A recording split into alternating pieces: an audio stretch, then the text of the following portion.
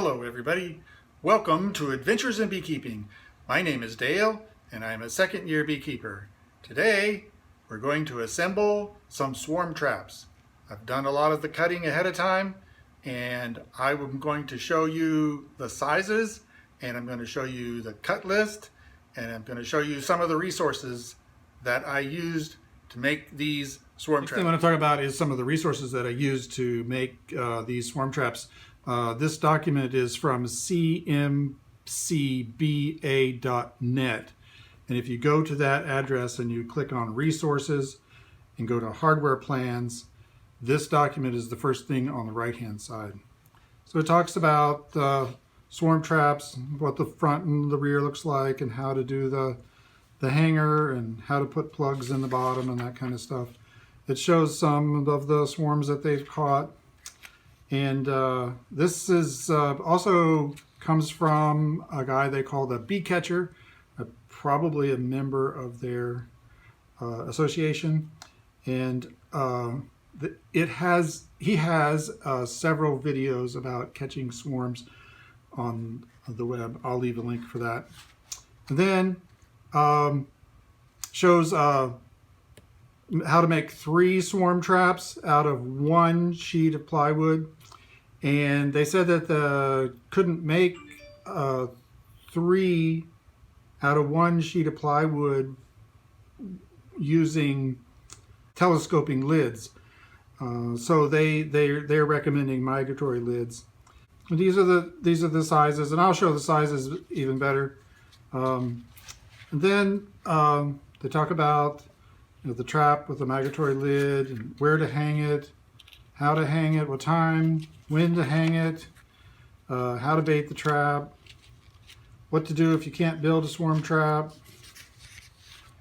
and some other stuff. So this is Mike, I guess, the bee catcher that did this.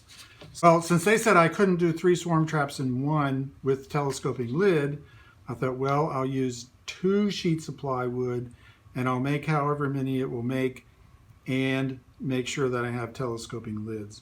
So this is my cut list. I went to CutListOptimizer.com. That's a free service. You get 5 calculations per day for free. So you put in your size of your raw material, and you put in your panels that you want, and then how many of the stock sheets that you have and the sizes, and then it creates for you a cut list. This is the drawing, and then this is all of the cuts. And then I had a second page because I had 2 pieces of plywood, and so this is the rest. You can see this is the front back, this is the top, these are the bottoms, and so on. So I went ahead and tried to do a cut list on 1 sheet of plywood for 3 swarm traps, and I was able to do it with CutListOptimizer. The front and backs are the same. The ends are here, 3 ends.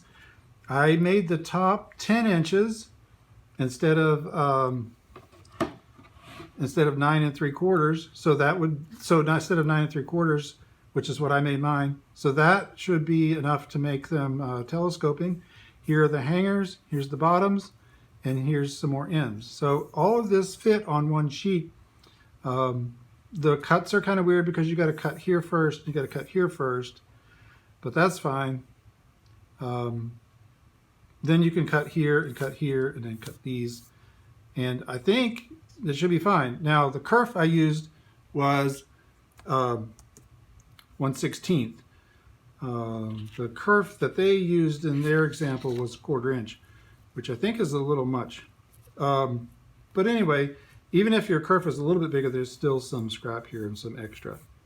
So it can be done. Go to CutListOptimizer, put in your sizes that you think you should have, and then have CutListOptimizer calculate your calculations.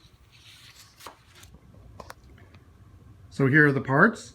This is the top, 22.5 by 9 3/4. If you want to use telescoping, I think you should make that maybe 10 or 10 1/4 wide. It's a little tight on the one that I made. It's a little tight. Here is the hanger.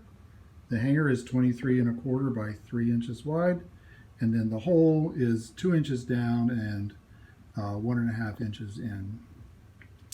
And then here's the front and the back, 9 1/4 by 17 3/4. And then I went ahead and drilled these 2 holes here, and I just made them 4 inches up from the bottom, and the first hole is 4 inches from the side, and the second hole is 5 inches from the side. Also, I went ahead and put the 1/2 inch hardware cloth on here. I stapled it on there, so that will keep out any varmints, but still allow the bees to come and go. The next thing here is the end. This is the end piece, 17 1/8 by 7 1/4. So it's 7 1/4 wide, and just a little bit shorter than the front back. And I have an air hole here. This is a vent, and it's 1.5 inches down and 3 5/8 across from the side. And then I went ahead and put in on here, this is 1/8 inch hardware cloth. This is just a vent. This is not for bees to come and go. This is 1/8 inch hardware cloth. The next piece is the bottom. It's 19 1/4 by 8 1/4, and the hole is in the middle. Now this is I also put hardware cloth here. This is 1/8 inch hardware cloth. And here we have one of them mocked up. I got some glue there. I'm getting ready to put this one together, and it's just mocked up on it. And notice that this one is shorter here than here, and that's where the frame will rest. And then one of these pieces will get put right here on the end to seal up the end. So here's one that's already put together. It has the holes here, and then it has the lid. The lid is supposed to be telescoping, but it's a little tight. I don't know if you can hear that rubbing, but it's a little tight. But the lid is made like this, and it's just would be glued and stapled here, and glued and stapled along here. And then just to show you how the frames go in, the frames will go in here like this. You'll put 5 frames in, and there's a little bit of gap, just like normal in your Langstroth hive, but the frames will go in here like this. And you would probably put maybe only 2 or 3 with frames, and then the rest of them will be empty. And if you had some frames that had some comb, an empty comb, you go ahead and maybe put one of those in. So you put 5 frames, and then you follow the instructions for baiting the trap. And this one doesn't have the hanger on it, but the hanger would go on back here like this, and it will be have a spacer, so it'll be 3/4 inch away, and it'll have a spacer. Okay, let me give you a demonstration of the assembly process. First, I have kind of a little jig. I have a little support here that will hold this up if everything else is not perfect. And then I also have the same kind of thing on the other side, and that's clamped in place. And then first thing I do is I do dry fit, just to make sure it's not too terribly wrong. I have some clamps here and here. I have my glue ready, and then I have my brad nailer ready to go. So I'm going to go ahead and take this off. It does line up pretty well. Take this out of here. It should be pretty steady. Everything should hold together quite a bit, quite okay. And then I take a little brush here and just brush the glue on to the end here. And the bottom will go on later, so I'm not going to put glue on the bottom. I'm just going to put glue on the sides. And I just paint it on there. Make sure I get it all along there. Try not to be too messy with it. Want plenty of glue, but I don't want it to be like a total mess. And then the other side real quick, And I just got this Ryobi nails, Ryobi 18 gauge brad nailer, and it's working really good. I really like it. I got it, essentially got it for Christmas. I got some gift cards for Christmas, and I went and got it. I'm not selling Ryobi or anything. I'm just telling you what I got. All right, glue on both sides. Make sure that this is on the inside, the screen is on the inside. And then I'm just going to put this right back into position where it was. And then we'll take the clamp and just kind of not clamp it perfectly because I'm going to have to move it just a little bit. I'm going to make sure this is pushed all the way down, and then line this up with my finger here, and then take the nailer and just go here and put one nail. And then I'm going to make sure down here at the bottom that it's lined up really good. And then again,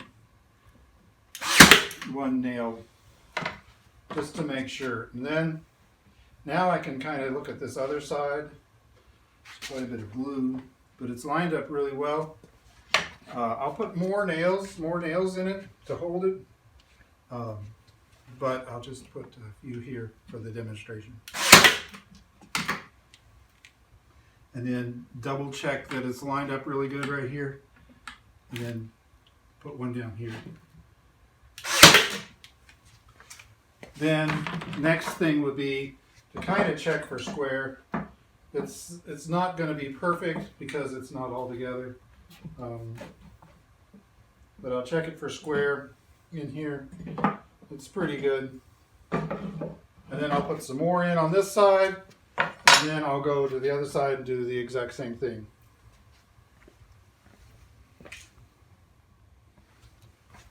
I went ahead and put some more brads in there to kind of hold it in place. And then I normally just kind of wipe this up and make sure that anything that came out is not there, just globbing everything up. And do it on the inside as well, just to get all that excess glue out of the way and keep some tissues around.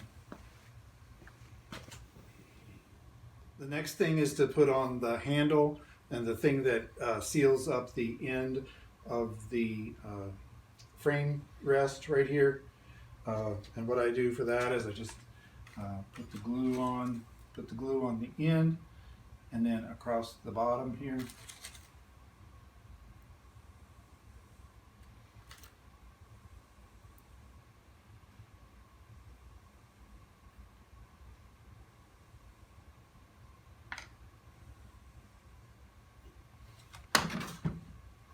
And this takes like 3 hands to do because I like to get it as square as possible. So I'm going to put the square here just to make sure that it's level with the top.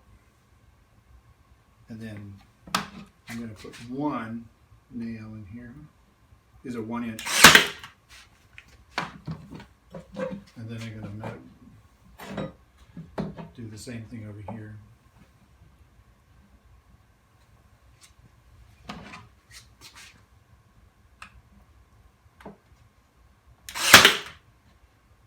And then I'll put more, and I'll put some across.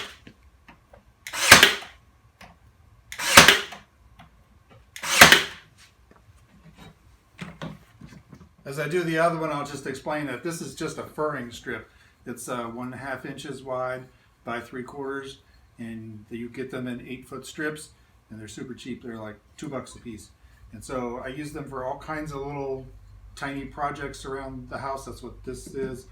And they're just pieces of wood and really super cheap.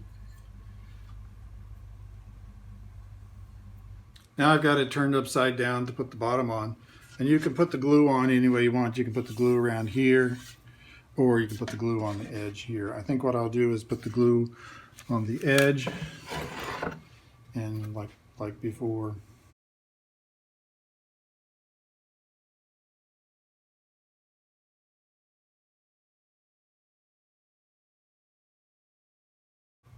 Remember, it's not the nails that hold the box together. It's the glue. So the nails, these brads that I'm putting in with the brad nailer, that's just to hold it while it dries. So that's the glue that holds everything together. So you want to make sure not only you get a good bead of glue, but that you get good surface contact between your parts.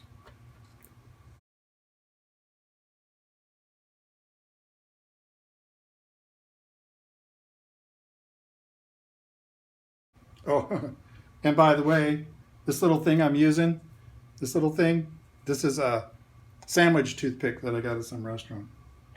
When I saw it, I was like, that's a good little glue stick, glue spreading stick.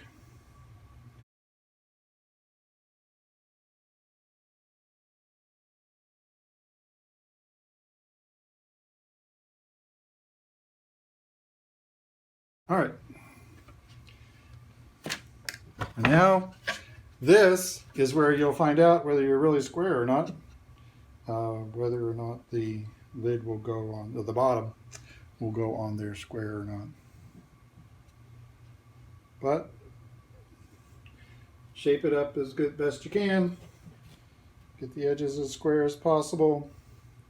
Not every box is going to be perfectly square or perfectly the right shape. Also, you may have some plywood bow, so when you go to nail that, you can just push that in a little bit and take care of that little bow that you might get in the plywood. So this is not too bad. It's not perfect. It's not too bad. I don't know if you can see this end, but it's sticking out a little bit. That's because the designer of this box made the bottom just a tad bigger.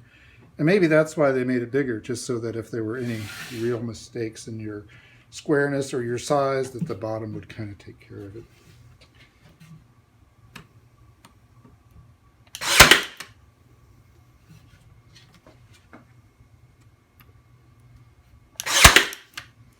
And I'll just put a bunch more on here and set it aside to dry. Sometimes the operator of the brad nailer is not too accurate, so sometimes you'll get this that pops out the side. Now, could it be that it hit a knot or something which caused it to bend out? But it's probably because I wasn't holding it straight. So I'll have to take care of that. Okay, several weeks have passed since that last clip. Here they are, all 6 lined up. They've all have 2 coats of paint. They're all assembled with the exception of the hanger. I still have to do that. Well, 6 swarm traps, all finished except for putting the hangers on. I wanted to paint the hangers before I put them on, so that's why they're not on there yet. So hopefully these 6 swarm traps will go out into some trees this spring and we'll catch some bees, and maybe that'll generate some stories and some videos. So thank you so much for watching, and thank you for subscribing. I see that I have quite a few new subscribers, and I'm amazed. I'm always humbled that people want to watch or listen to some story that I'm telling. So thank you so much for subscribing. Well, that's really all for today. God bless and have a great day.